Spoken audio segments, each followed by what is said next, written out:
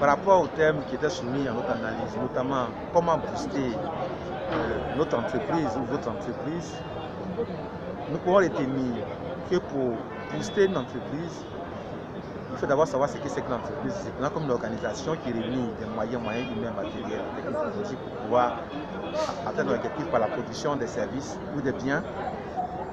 L'entrepreneur, pour cela, doit s'inscrire dans une démarche. Et cette démarche nécessite que lui-même soit d'abord formé, qu'il soit informé et qu'il ait des collaborateurs formés et informés en bénéficiant d'une démarche basée sur le leadership, basée sur la conscience professionnelle, la connaissance professionnelle de l'activité qu'il veut mener.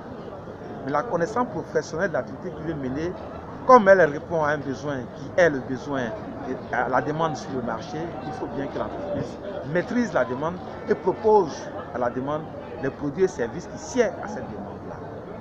Il est aussi important d'adopter une attitude de rigueur, de gestion financière sur sa propre personne et sur ses collaborateurs.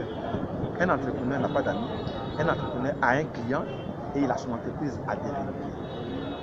L'entrepreneur, c'est également celui qui a donc une vision. Et par rapport à sa vision, il réunit les moyens pour bouger vers cette vision.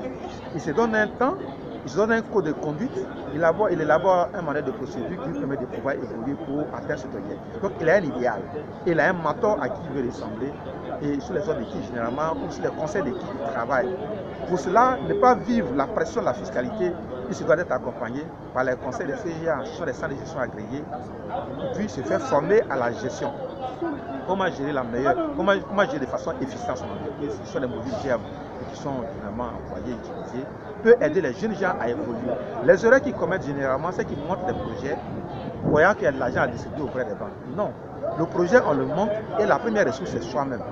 L'autre ne vient que aider, la banque ne vient qu'aider. C'est pourquoi il serait intéressant pour les startups de demander des prêts lorsqu'ils sont confrontés à comment satisfaire un marché auquel ils ont été dans lequel ils ont été sollicités. Comment le satisfaire?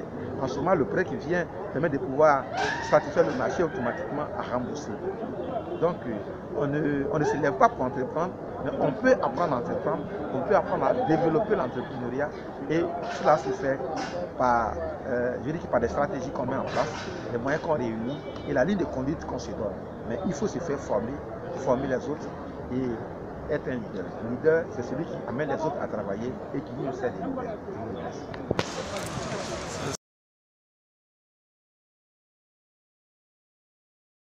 Les entrepreneurs qui sont en activité et qui rencontrent des difficultés, c'est parce qu'ils ne sont pas assistés généralement. Et j'ai dit qu'ils peuvent se faire assister par les centres de gestion agréés si le problème qu'ils ont est un problème qui est lié à la comptabilité. Ils peuvent se faire assister par les cabinets de stratégie si les problèmes qu'ils ont sont des problèmes de stratégie, comment avoir accès à un marché. Il peut se faire assister par l'agence emploi jeune qui a donc des conseillers projets et qui a des experts pour les accompagner à diagnostiquer la problématique réelle auxquelles ils sont confrontés en vue de les orienter dans les solutions. Si c'est un problème financier, on les aide à évaluer. L'un des aspects qu'il faut développer, il ne s'agit pas de chercher à acquérir tout le matériel, il faut développer la sous-traitance. C'est pourquoi c'est important d'entrer dans des réseaux. Si je suis dans un réseau de corps professionnels, ce que je n'ai pas comme outil, mon ami peut l'avoir. Ce qui est essentiel, c'est d'arriver à répondre aux besoins des clients. Il est important d'entrer dans un réseau de corps professionnels pour pouvoir évoluer. Et dans le réseau de corps professionnels, le rôle du mentor sera de m'aider, de par son expérience, à gravir les différents échelons et à passer les difficultés. En plus des structures de l'État qui existent pour pouvoir encadrer les jeunes. Donc nous sommes à la disposition des jeunes. L'agence emploi jeune est là. Nous sommes au plateau à côté du Parlement et de la fonction publique. Nos bureaux sont toujours ouverts.